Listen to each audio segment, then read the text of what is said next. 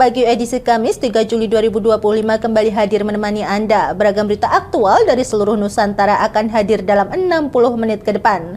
Bersama saya Mia Pratiwi, berikut Lingkar Pagi selengkapnya. Mulai berita pertama pemirsa, Bupati Pati Sudewo resmi mengukuhkan 36 tim pembina Posyandu Kabupaten Pati. Ia menekankan pentingnya para tim pembina untuk menjalankan tugas secara profesional dan memenuhi 6 standar pelayanan minimal yang sesuai dengan Undang-Undang dan Peraturan Menteri Dalam Negeri Nomor 13 Tahun 2024 tentang Posyandu.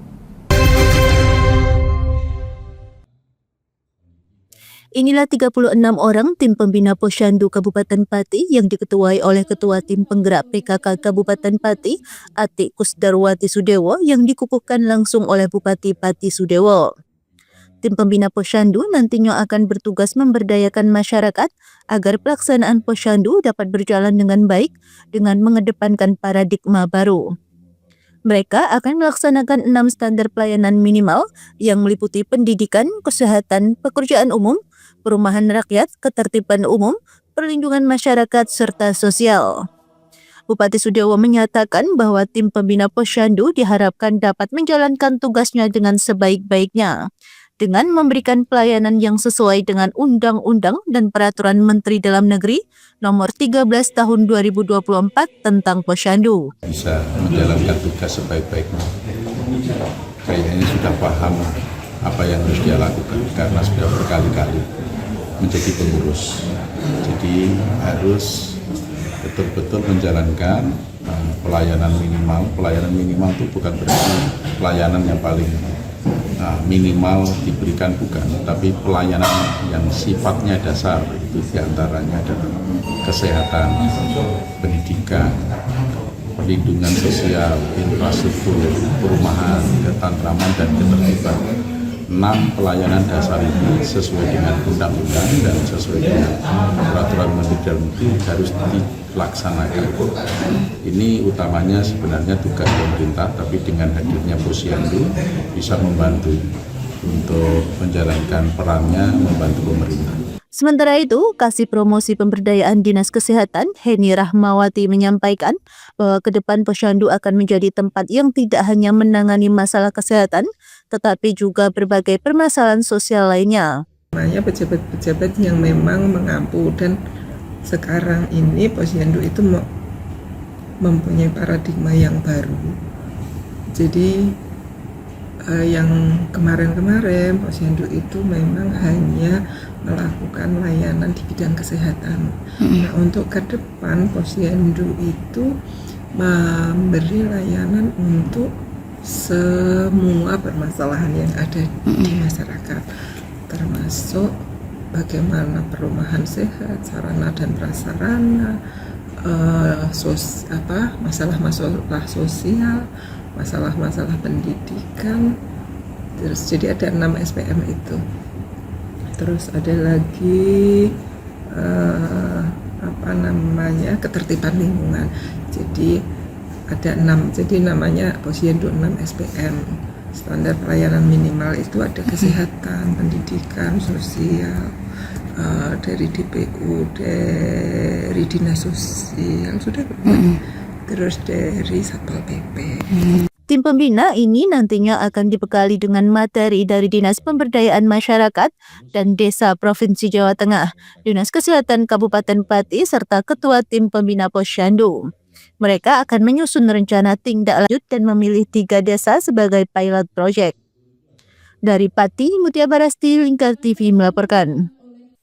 Dari Pati kita beralih ke Kudus. Pemirsa, Bupati Kudus Tamani Intakoris turun langsung meninjau kondisi Sungai Londo di Desa Wonosoko, Kecamatan Undaan. Sungai yang menjadi sumber utama irigasi ini mengalami pendangkalan selama 5 tahun terakhir, menyebabkan banjir musiman dan gagal panen di lahan pertanian milik warga. Proses normalisasi Sungai Londo melibatkan kerjasama antara Pemkab Kudus, Balai Besar Wilayah Sungai BBWS, Dinas PUPR, pemerintah Kecamatan Undaan, serta pemerintah desa terdampak seperti Lambangan, Buruk Ganjang, dan Wonosoko. Pendangkalan yang terjadi selama 5 tahun terakhir membuat air mudah meluap saat hujan deras. Para petani mengaku mengalami gagal panen hingga 2 musim setiap tahunnya. Dan hari ini kita hadir, kita tengok normalisasi sungai yang ada di Wonosoco, Berukejang maupun di Lambangan, yaitu Sungai Londo dan anak-anaknya ada D3, DA dan macam-macam lah ya kan gitu. Memang kondisi sini kan memang sering banjir ya. Kita berusaha supaya kita normalisasi bersama Balai Besar Wilayah Sungai, PUPR dan Kecamatan Mundaan dan desa, baik itu desa Lambangan, Wonosoco dan Berukejang. Ya. Moga-moga dengan upaya kita masyarakat bisa menanam padi, ya, tanaman pangan minimal 2 kali. Ya. Kalau nanti bisa 2 kali berarti bisa meningkatkan produk pangan kita dan menuju swasembada pangan.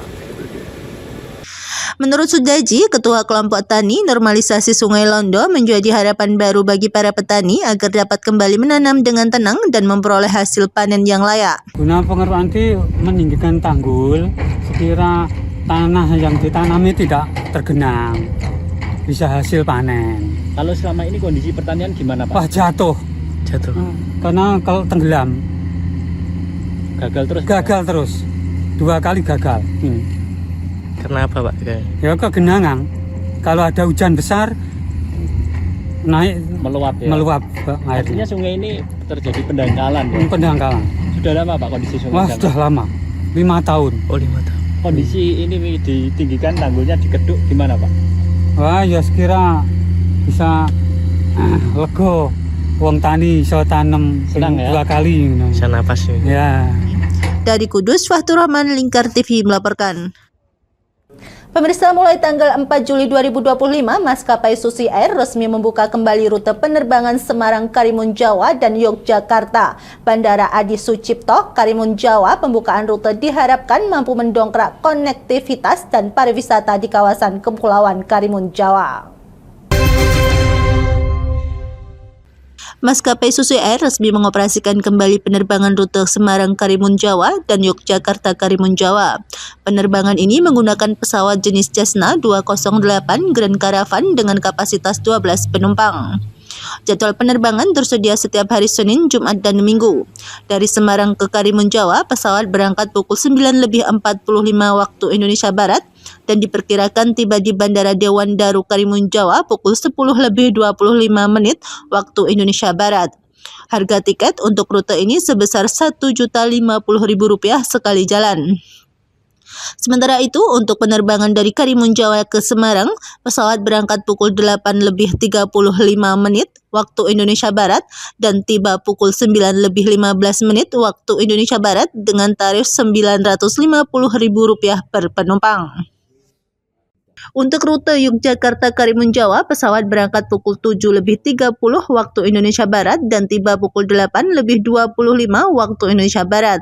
Tarif untuk penerbangan ini sebesar Rp1.450.000, sedangkan dari Karimun Jawa ke Yogyakarta, keberangkatan dijadwalkan pukul 10:35 waktu Indonesia Barat dan tiba pukul 11:30 waktu Indonesia Barat dengan tarif yang sama, yaitu Rp1.450.000. Ini bukan hanya tentang mempercepat perjalanan, tetapi juga tentang membuka peluang ekonomi baru dan memperkuat posisi Karimun Jawa sebagai destinasi ekowisata bahari favorit. Karena Karimun Jawa itu diakui sebagai taman laut, memiliki kekayaan ekosistem pesisir yang luar biasa, termasuk hutan bakau, padang lamun, dan terumbu karang yang vital.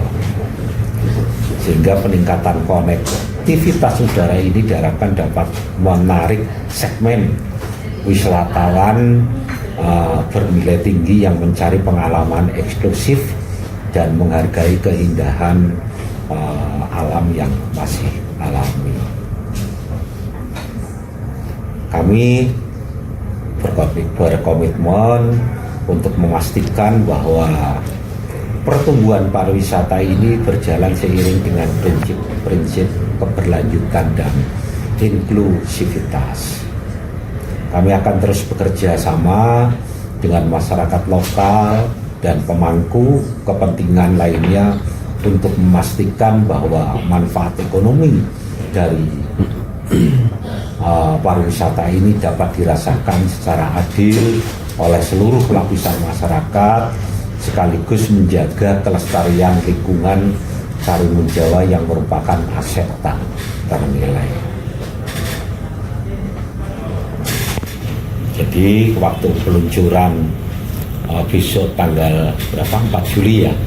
4 Juli ini bertepatan dengan musim puncak pariwisata di Indonesia yang biasanya itu berlangsung dari Mei hingga September.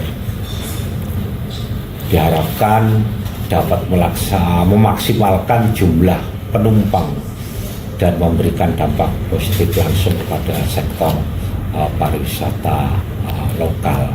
Ia berharap pembukaan kembali rute di Karimun Jawa ini dapat menjadi momentum penting dalam mendorong pertumbuhan sektor pariwisata di Jawa Tengah. Dari Kota Semarang, Rizky Sahrul, Lingkar TV melaporkan.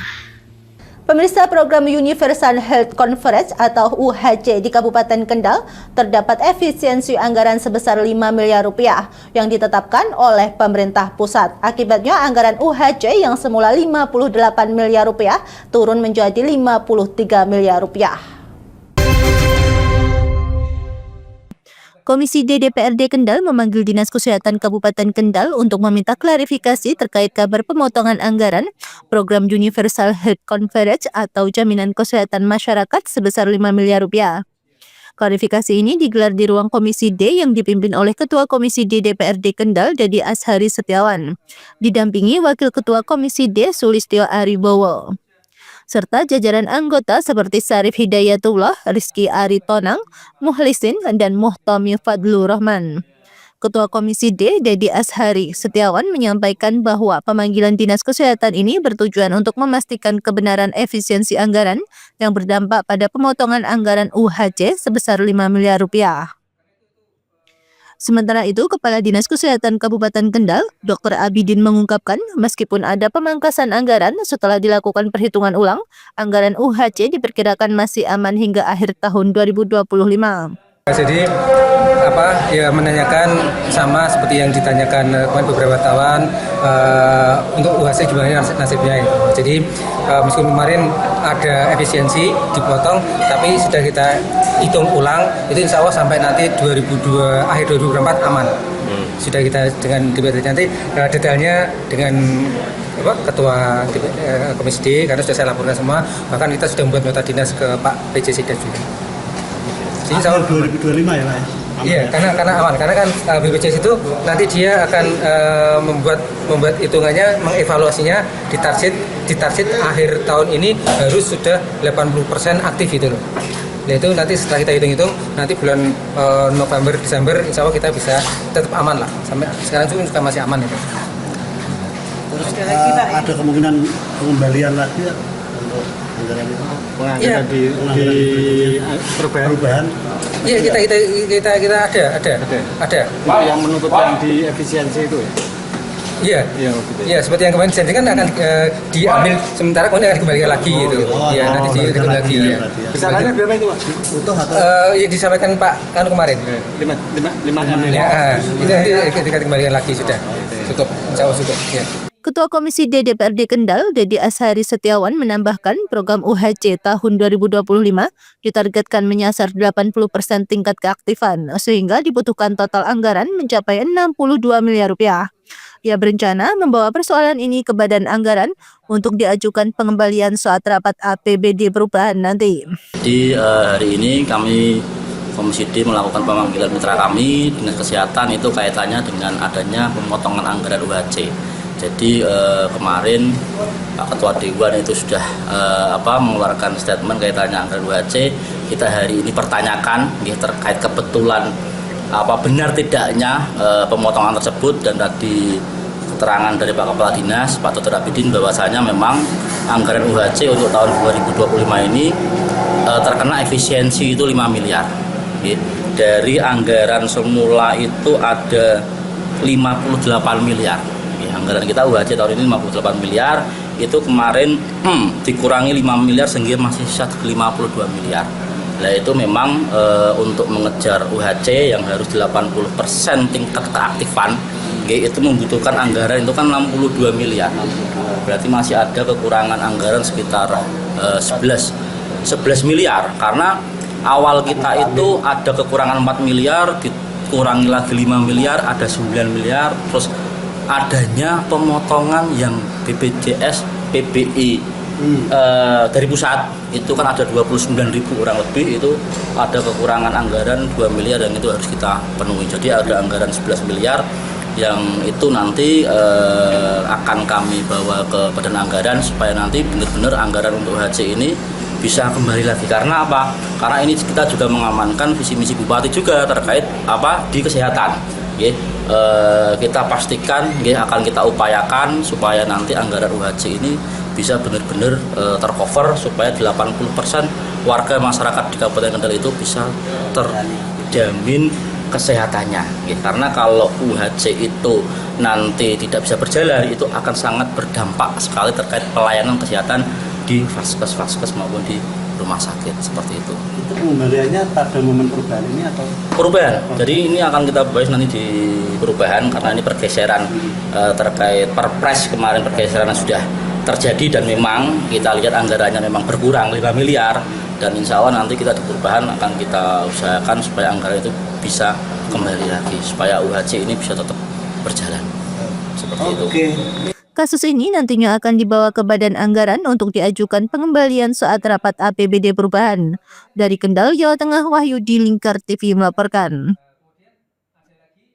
Pemirsa, kami akan kembali usai jeda pariwara berikut ini, tetaplah bersama kami.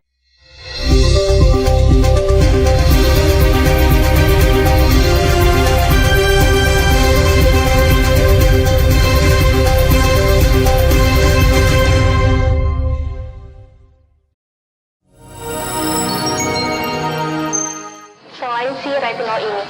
Kalau gitu ngomongin retinol, apa sih dok sebenarnya retinol itu? Bagus sih programnya. Yang saat ini ya kayaknya sudah beberapa tahun yang Wah, boleh banget nih ditonton setiap hari. Meanwhile,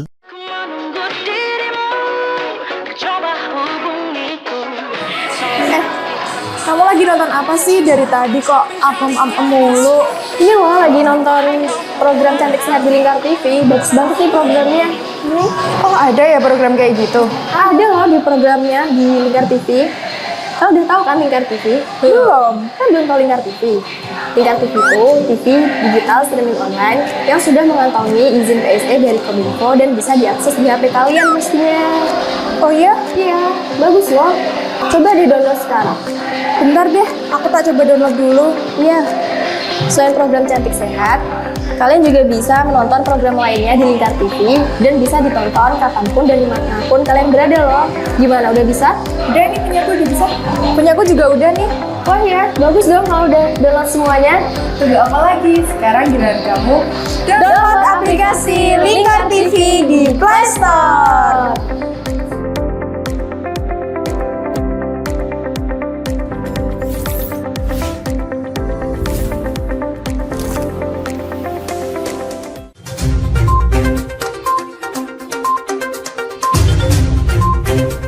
Merangkum semua peristiwa sebagai berita yang penuh fakta.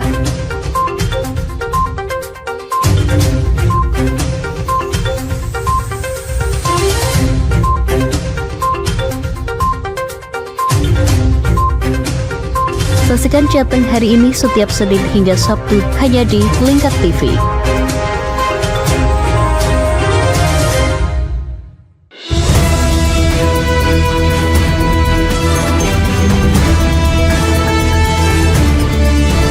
Menemani pagi Anda dengan menyajikan berita nasional dan regional yang dikupas secara akurat dan aktual untuk awali hari.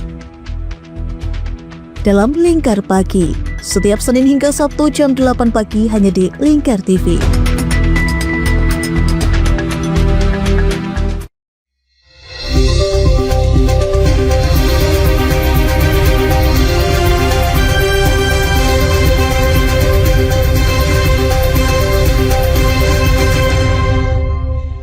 Beralih ke berita selanjutnya pemirsa, perusahaan kosmetik asal Tiongkok PT Aesthetic Health and Beauty kini resmi beroperasi di Kabupaten Demak, Jawa Tengah.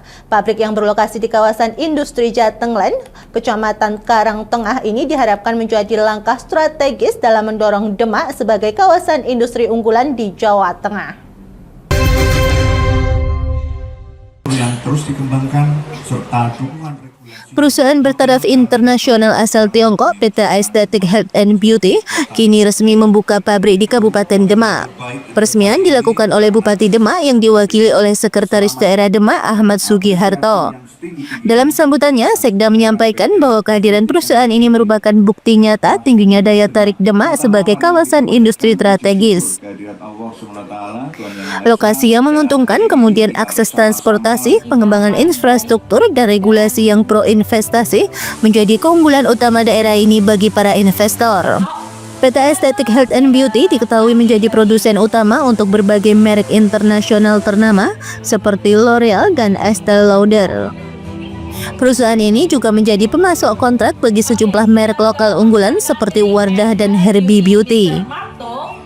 Pemilihan Demak sebagai lokasi investasi didasarkan pada pertimbangan strategis antara lain kedekatannya dengan pelabuhan untuk mendukung ekspor ke Amerika Utara, efisiensi rantai pasok melalui dukungan pemasok asal Tiongkok di wilayah ini, serta kemudahan akses logistik. Kita nantikan dengan adanya PT Jatenglen ini nanti bisa berkembang industri yang ada di Kabupaten Demak. Secara otomatis nanti dengan adanya banyak industri bisa menyerap banyak tenaga kerja yang ada di Kabupaten Demak. Dan pada hari ini ada peresmian PT Aesthetic Health and Beauty. Ternyata di Jatenglen ini yang masuk ke sini adalah perusahaan-perusahaan yang notabene merek-mereknya itu merek-merek internasional. Dengan harapan itu ini nanti bisa menjadikan nama Demak ini bisa terkenal. Dan ini saya sangat mendorong dengan Bu Indah dari Jatenglen ini, saya ucapkan terima kasih. Ini sudah banyak menggandeng atau mengajak investor-investor yang dari luar Demak, bahkan dari luar negeri untuk Demak ini untuk menanamkan untuk usahanya agar di Jatenglen ini. Salah satunya ini yang baru dibangun ini ada juga dari Downline kalau nggak salah. Kemungkinan Downline nanti kalau sudah berdiri bisa menyerap tenaga kerja ini hampir 20.000. Nah inilah yang kita harapkan di tengah mungkin ekonomi yang semakin seperti ini banyak investor yang datang ke sini yang nanti akan banyak menyerap. Dengan beroperasinya pabrik domestik baru ini, diharapkan dapat mendorong pertumbuhan ekonomi daerah, meningkatkan serapan tenaga kerja lokal, serta menekan angka pengangguran di Kabupaten Demak. Pemerintah juga berharap perusahaan dapat menjalin kemitraan strategis dengan Pemda, memberikan kontribusi dan pemberdayaan masyarakat, dan tetap menjaga keberlanjutan lingkungan sekitar. Dari Kabupaten Demak, Burhanuddin Aslam, Lingkar TV melaporkan. Indah paling baik dan Pemirsa, Bupati Kudus Sam'ani Intakoris meresmikan beroperasinya kedai PBG dan SLF di kantor Dinas PUPR Kabupaten Kudus pada Selasa pagi 1 Juli 2025. Kedai ini dirancang sebagai layanan terpadu bagi masyarakat yang ingin mengurus persetujuan bangunan gedung dan sertifikat laik fungsi, sekaligus menyediakan konsultasi langsung tanpa perantara. Dalam kesempatan tersebut, Bupati mewanti-wanti agar petugas di kedai tidak mengarahkan masyarakat kepada jasa konsultan tertentu. Menurutnya, masyarakat bebas memilih jasa konsultan yang mereka percaya dan seharusnya biayanya lebih terjangkau. Mengingat di Kudus sudah ada lebih dari 100 konsultan yang tergabung dalam asosiasi. Yang tanya masalah PBG masalah SLFM bukan lama sekali, kenapa, ada apa ya? Kedai ini untuk mempermudah permasalahan yang terjadi, terutama masalah perizinan baik itu PBG maupun SLF ya. Ini dalam rangka memberikan pelayanan yang sangat excellent, baik masyarakat bisa konsultasi, tanya atau melakukan perizinan sehingga mudah, cepat dan bisa diberikan tip, dan nanti dari teman-teman membuat sebuah checklist apa yang kurang, apa yang belum, sehingga nanti apabila nanti ada informasi umpamanya gini, dari sebuah pimpinan perusahaan menyuruh kepada anak buahnya untuk melakukan izin, jadi nggak miss. Pak angel dan sebagainya ada apa? Ternyata masih ada beberapa kekurangan yang harus dilengkapi dan sebagainya. Ini nanti ada SOP-nya, kalau bisa secepatnya tapi tepat, sehingga investasi di Kabupaten Kudus bisa lancar baik semuanya. Kalau dari jenengan sendiri sebagai bupati ada itu Pak, penekanan jaminan pelayanan yang cepat terkait permohonan ini P3 sudah kita jadikan komitmen kita bersama bahwa kalau bisa perizinan jangan sampai dibuat bertele-tele, jangan dibuat mumet, dibuat susah. Kalau bisa masyarakat dipermudah, tapi tetap koridor regulasi yang ada. Ya. Berarti saat ini sudah ada mall pelayanan publik, kira-kira ke depan memungkinkan nggak mungkin diintegrasikan? Jadi gini, mall pelayanan kan menyangkut masalah semua perizinan. Kalau ini khusus PBG sama SLR. Pemerintah Kabupaten Kudus juga sedang mengupayakan perubahan perda terkait ketentuan sifat dan jalan yang selama ini menjadi kendala utama dalam proses pengajuan izin.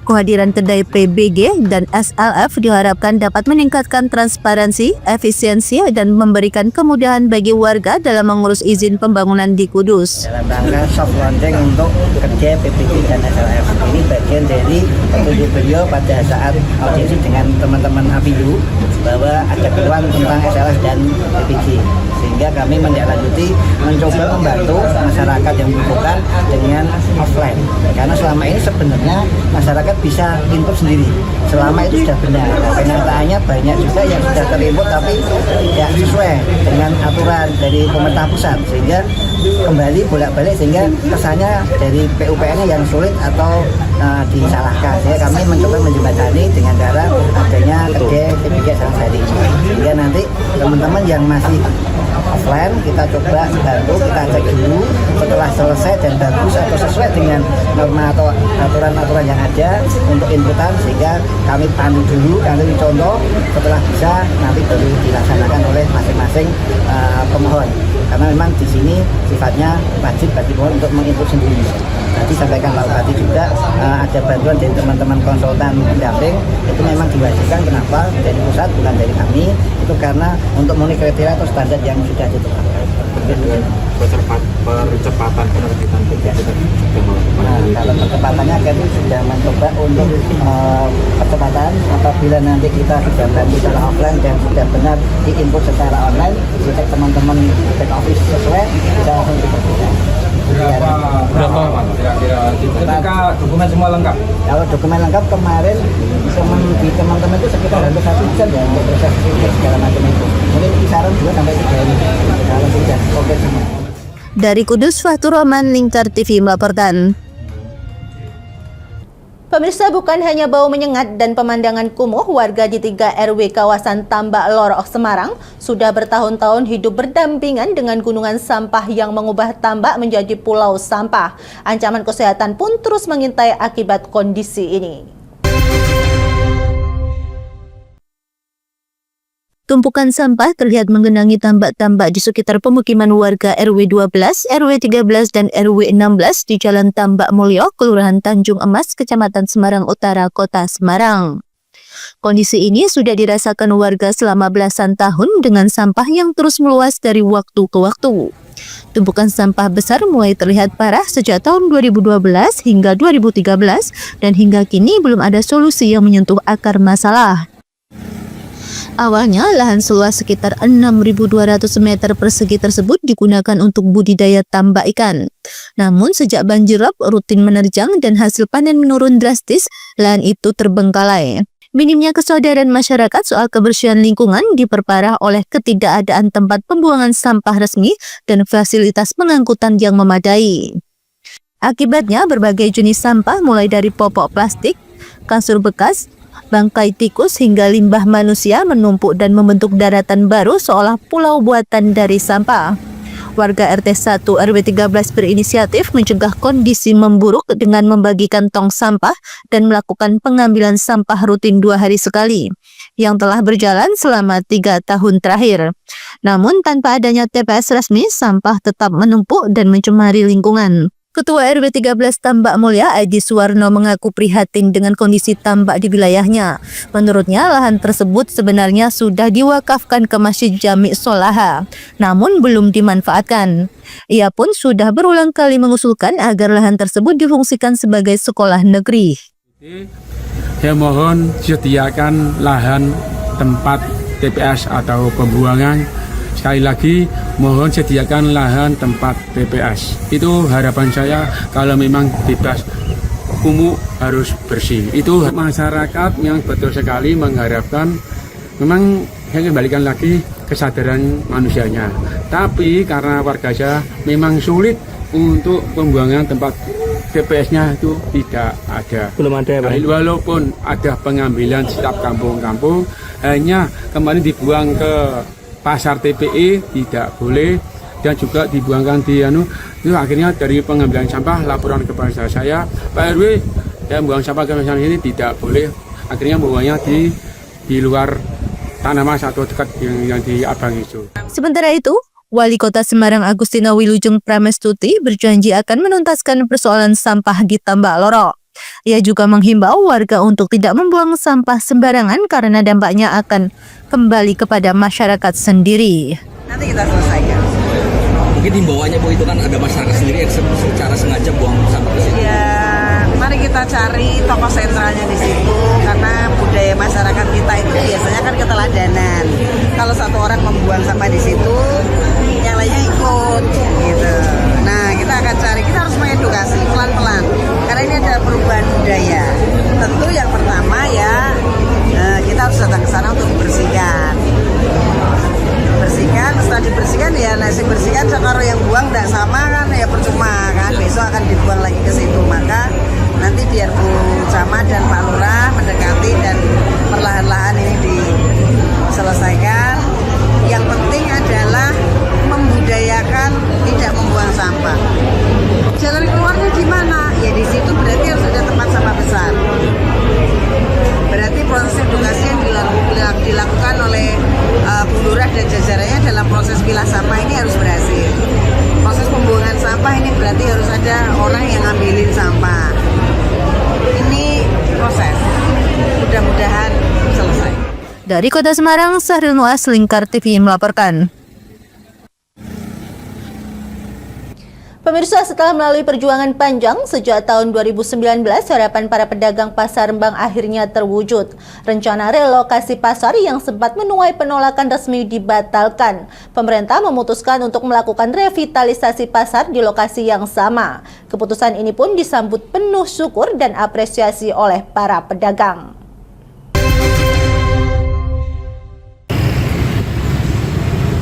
Para pedagang menilai keberhasilan membatalkan relokasi ini tak lepas dari peran penting anggota Komisi 4 DPR RI, Firman Subagio. Sejak awal, Firman secara tegas menolak rencana pemindahan Pasar Rembang dan menyatakan siap berdiri bersama para pedagang. Sutono, salah satu pedagang Pasar Rembang, menyampaikan rasa terima kasihnya kepada Firman Subagio yang konsisten mengawal aspirasi pedagang. Ia menilai jika relokasi tetap dilaksanakan, banyak pedagang terancam kehilangan mata pencaharian. Kini harapan mereka terkabul, Pasar Rembang tetap akan dibangun di lokasi semula. Firman itu yang yang membantu kita ya, sehingga pasar tidak jadi dipindah itu. Dan kami pedagang sangat-sangat berterima kasih atas apa yang dibantukan oleh Pak Firman. Sampai hari ini ternyata tidak jadi dipindah dan dibangun di tempat sesuai apa yang dikehendaki oleh beliau. Artinya dia serius mengawal itu, Pak? Mengawal itu. Dan kemarin pun datang ke sini untuk memastikan mengawal itu, nanti mendapatkan anggaran itu di tahun 2020. Harapan dari apa terkait adanya wakil dewan yang seperti itu, Pak? Harapannya dari pedagang sangat-sangat berharap nanti Pak Firman untuk mengawal sehingga betul-betul nanti di tahun 2026 ini betul-betul tercapai apa yang diinginkan oleh para pedagang. Sebelumnya, relokasi sempat diwacanakan oleh pemerintah Kabupaten Rembang. Namun berkat perjuangan gigih para pedagang dan dukungan penuh dari Firman Subagio, rencana tersebut akhirnya resmi dibatalkan. Pedagang lainnya, Sri Astuti, mengatakan bahwa perjuangannya bersama rekan-rekan pedagang sejak tahun 2019 kini terbayar. Ia merasa didampingi dan diperjuangkan hingga akhirnya keputusan mempertahankan pasar di lokasi lama benar-benar terlaksana. Itu nanti ya bersusah-susah payah lagi, intinya ya memulai dari awal lagi Mas. Semoga ya 2028 awal pasar yang baru ini bisa ditempati dan semoga saja tidak terjadi seperti pasar-pasar yang lain, karena pasar-pasar yang lain itu sepi pembeli. Semoga peminatnya pembeli semakin membaik ke pasar Rembang, karena pasarnya itu kalau melihat gambar dan denahnya itu kelihatannya kok bagus sekali. Dan alhamdulillah di Bapak Bupati kepemimpinan Pak Harno, keinginan pedagang terkabulkan di pasar ini dan dibantu beberapa tokoh seperti dari Bapak Sudewo, DPR RI, Bapak Firman Subagio, dan tokoh-tokoh masyarakat lainnya. Dalam kunjungan terbarunya ke Pasar Rembang, Firman Subagio juga berkomitmen memperjuangkan anggaran revitalisasi. Penataan pasar akan dilakukan menyeluruh namun tetap di lokasi lama tanpa harus merugikan para pedagang. Dari Rembang, Vicky Rio, Lingkar TV melaporkan.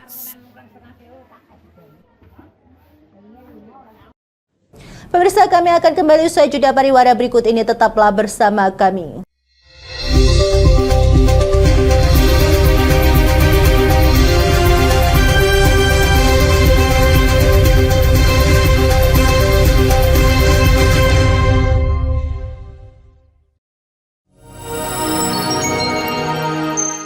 Selain si retinol ini, coach itu ngomongin retinol apa sih dok sebenarnya retinol itu? Bagus nih programnya. Yang saat ini ya kayaknya sudah beberapa tahun yang Wah, boleh banget nih ditonton setiap hari. Meanwhile,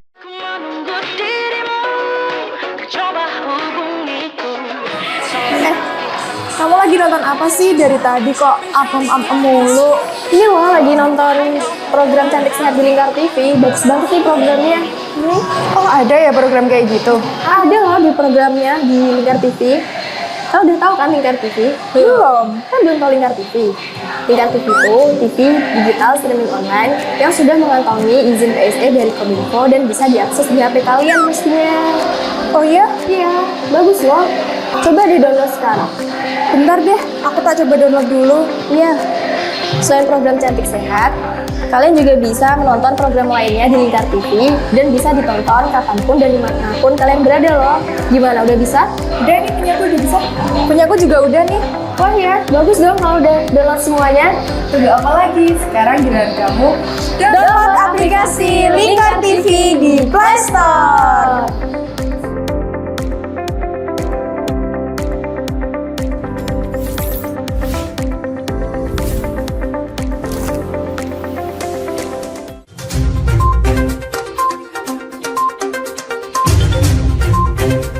Merangkum semua peristiwa sebagai berita yang penuh fakta.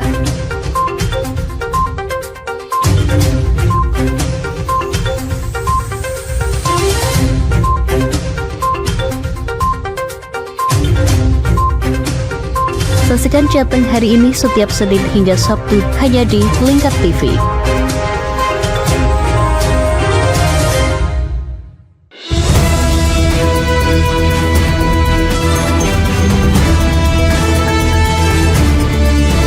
Menemani pagi Anda dengan menyajikan berita nasional dan regional yang dikupas secara akurat dan aktual untuk awali hari. Dalam Lingkar Pagi, setiap Senin hingga Sabtu jam 8 pagi hanya di Lingkar TV.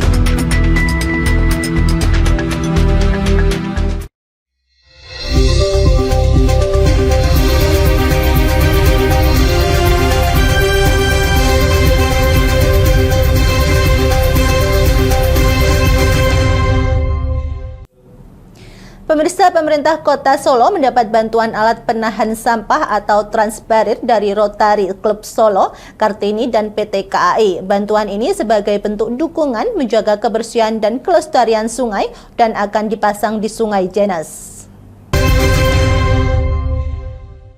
Pemerintah Kota Solo mendapat bantuan trash barrier atau alat penahan dan pengumpul sampah dari Rotary Club Solo dan PT KAI sebagai upaya menjaga kebersihan lingkungan sungai. Penyerahan secara simbolis ini diterima langsung oleh Wali Kota Solo Respati Ardi di Laweyan pada Selasa 1 Juli. Wali Kota Solo menyambut baik inisiatif dan kepedulian dari berbagai pihak yang peduli terhadap lingkungan khususnya sungai di Kota Solo. Ia pun mengingatkan pentingnya partisipasi aktif seluruh lapisan masyarakat dalam menjaga kebersihan sungai.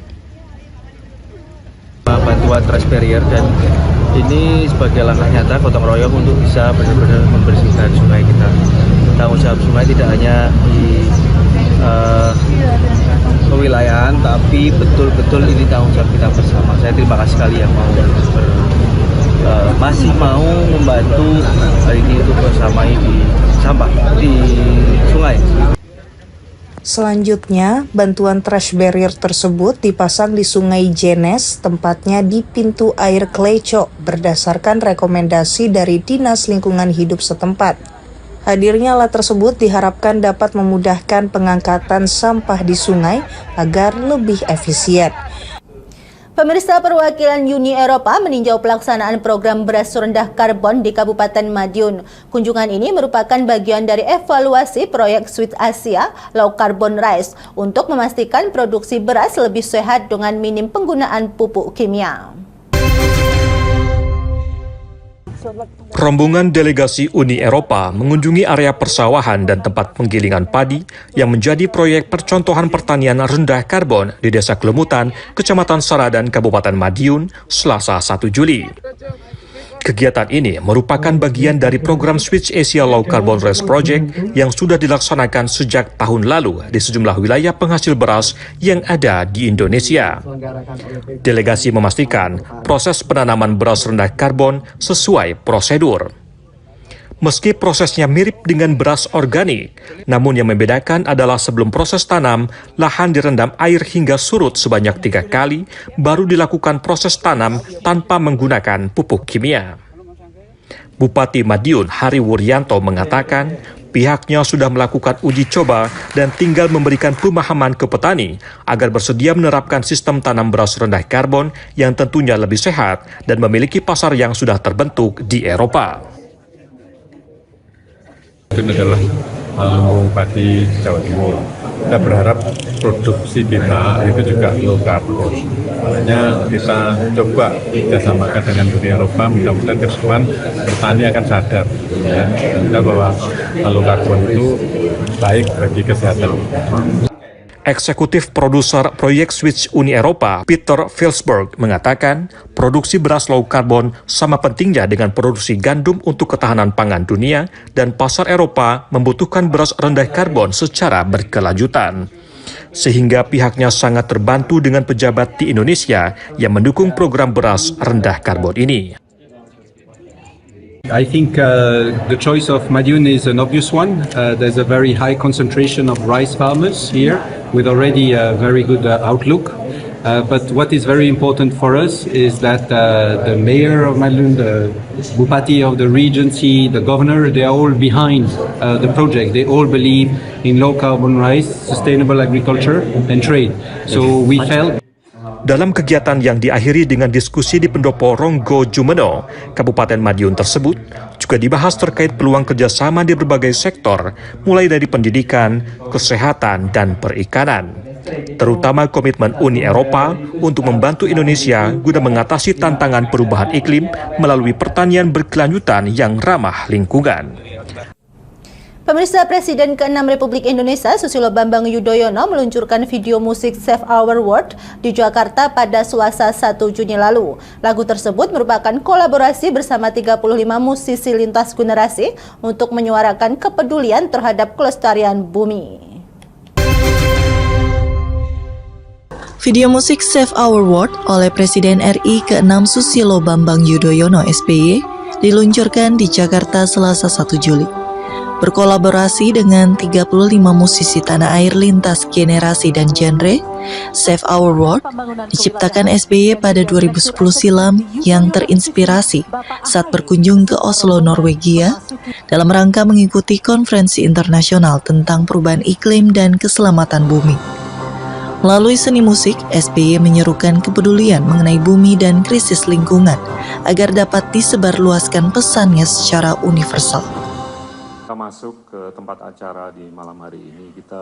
Jadi ini mungkin ya ekspresi hati, pikiran, dream, bagaimana dunia sedikit lebih baik dan dunia betul-betul bisa menyelamatkan bumi, satu-satunya tempat kita hidup.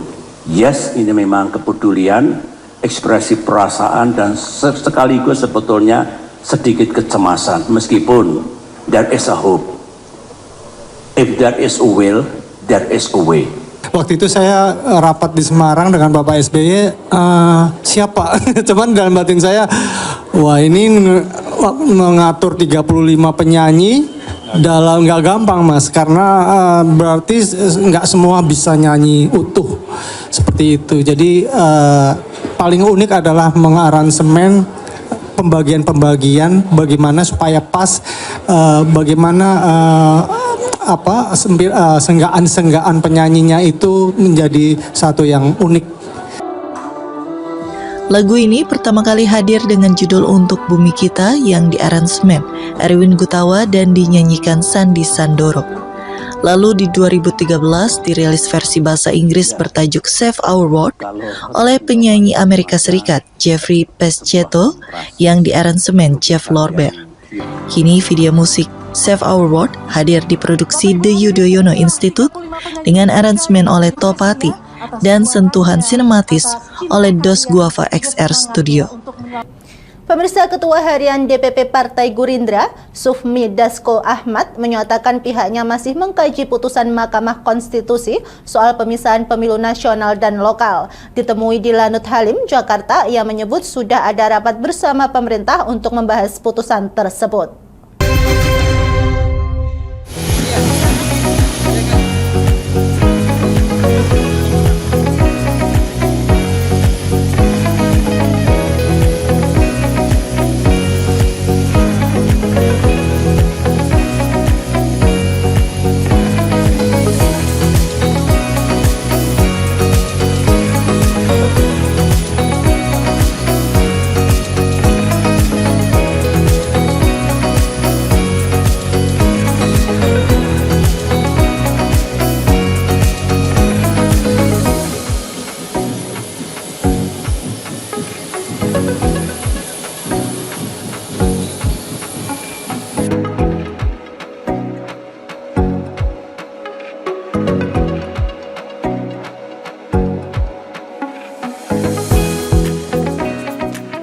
Ya, kami juga masih mengkaji, beberapa partai politik juga masih mengkaji untuk kemudian masing-masing partai itu mengeluarkan sikap, dan tentunya masing-masing sikap itu juga merupakan masukan yang harus kita hargai dalam kemudian menyikapi keputusan MK dan membentuk produk yang akan kita keluarkan nanti. Demikian. Pemirsa, kami akan kembali usai jeda pariwara berikut ini, tetaplah bersama kami.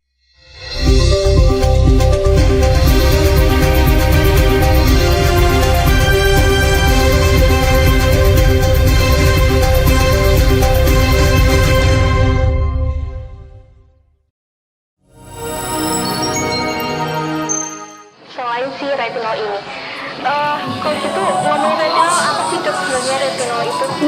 Bagus sih programnya. Yang saat ini ya kayaknya sudah beberapa tahun yang Wah, boleh banget nih ditonton setiap hari. Meanwhile,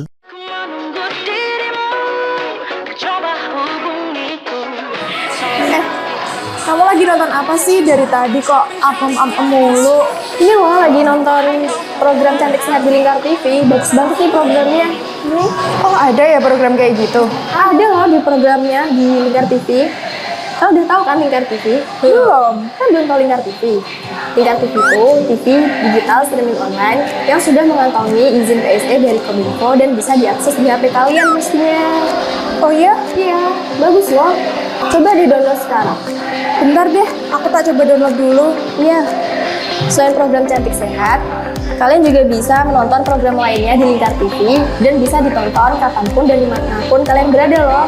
Gimana, udah bisa? Udah nih, punyaku udah bisa. Punyaku juga udah nih. Wah ya, bagus dong kalau udah download semuanya. Tunggu apa lagi? Sekarang giliran kamu download aplikasi Lingkar TV di Play Store.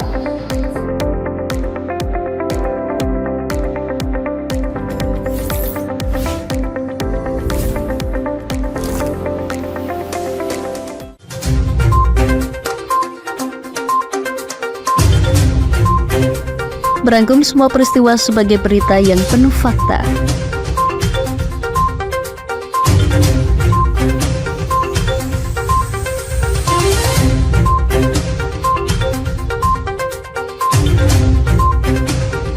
Saksikan Jateng hari ini setiap Senin hingga Sabtu hanya di Lingkar TV.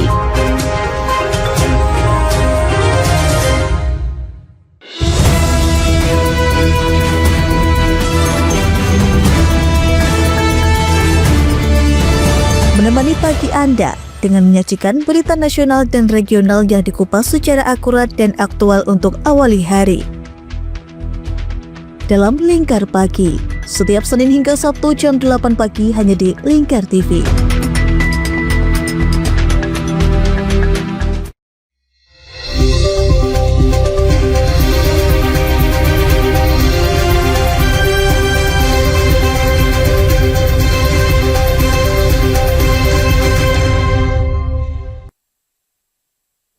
Pemirsa, Menteri Kesehatan Budi Gunadi Sadikin menggandeng Badan Gizi Nasional untuk memperkuat intervensi gizi bagi ibu hamil guna menekan angka stunting. Dalam rapat bersama Komisi 9 DPR RI, Menkes menekankan pentingnya tablet tambah darah dan asupan bergizi mengingat ibu hamil menyumbang 8% dari total kasus stunting.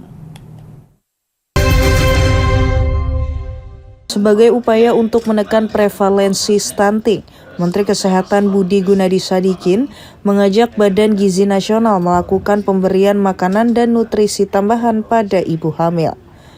Menkes menegaskan langkah pemberian tablet tambah darah dan asupan gizi bagi ibu hamil yang kekurangan energi kronik diperlukan mengingat besarnya angka kontribusi ibu hamil terhadap kasus stunting.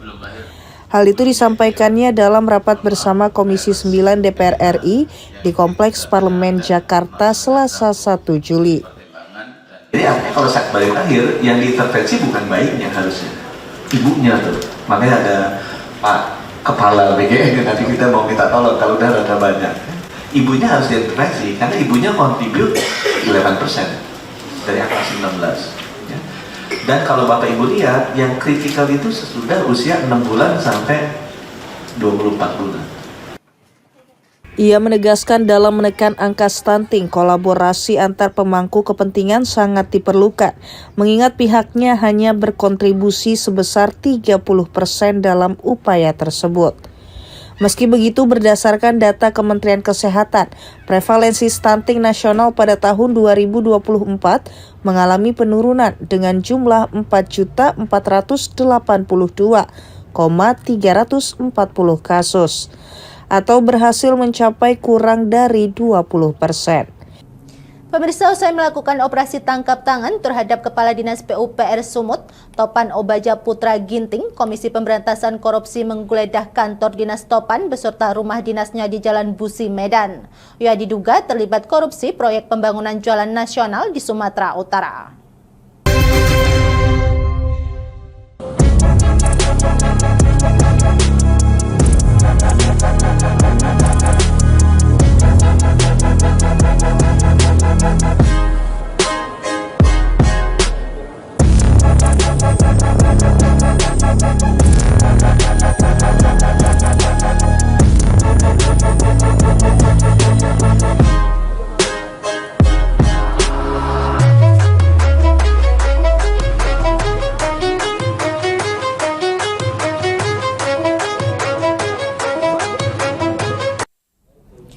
Pemirsa, PLN Unit Induk Distribusi Kaltim Kaltara akan menyuplai listrik ke 117 desa terpencil di Kalimantan Utara.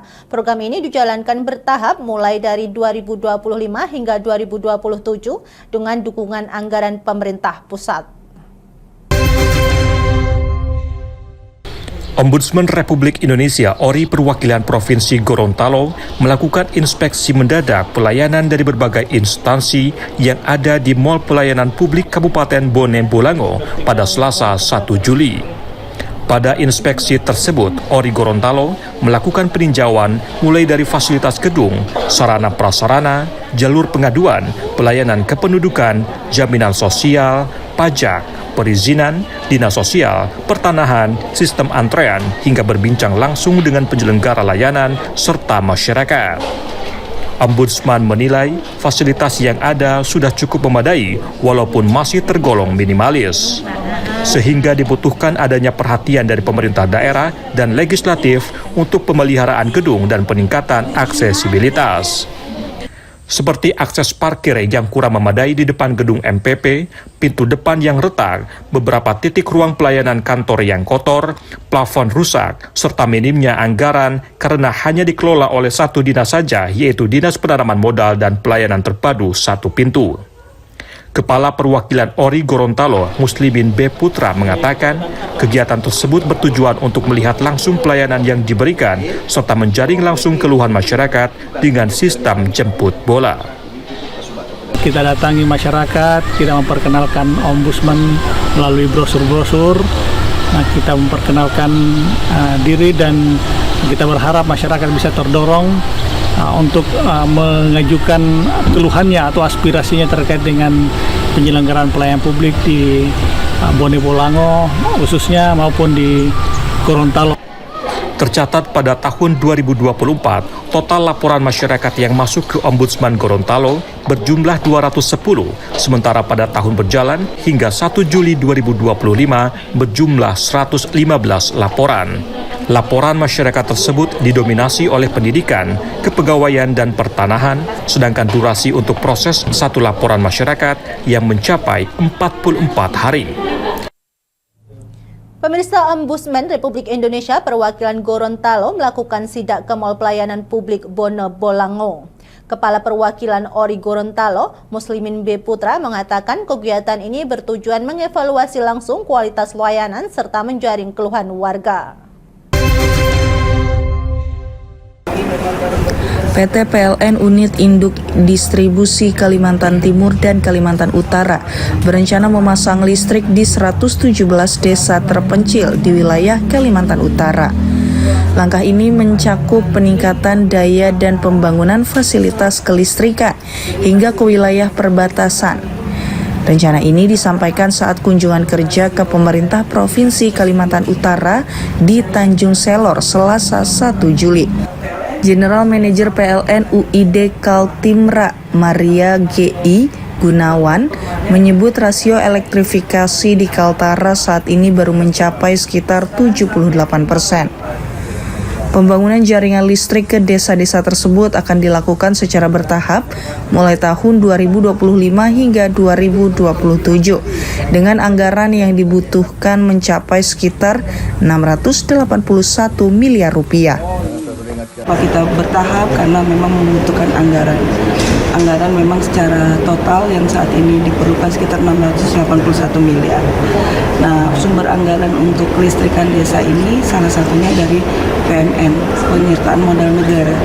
Nah, ini tentunya support dari pemerintah pusat untuk bisa memberikan PMN tadi kepada PLN sehingga PLN bisa membangun listrik desa. Sementara itu, Gubernur Kalimantan Utara Zainal Apaliwang menyatakan dukungan penuh terhadap program elektrifikasi desa terpencil tersebut. Pemerintah provinsi juga akan menyalurkan bantuan pembangkit listrik tenaga surya untuk desa yang belum terjangkau jaringan listrik. Desa yang ada di Kalimantan Utara sudah teraliri oleh jaringan PLN. Di samping itu desa-desa yang mungkin belum mendapat aliran jalur listrik ini, kita bantu dengan membuat listrik dari tenaga surya. PLN UID Kaltimera juga berkomitmen mengganti pembangkit diesel dengan sistem berbasis baterai dan tenaga surya, khususnya di wilayah perbatasan seperti Krayan. Pemirsa, Lingkar Pagi berakhir sampai di sini. Jangan lupa saksikan Lingkar Siang setiap hari Senin hingga Sabtu pukul 13 waktu Indonesia Barat hanya di Lingkar TV. Saya Mia Pratiwi, mewakili kru yang bertugas pamit undur diri. Selamat pagi dan selamat beraktivitas.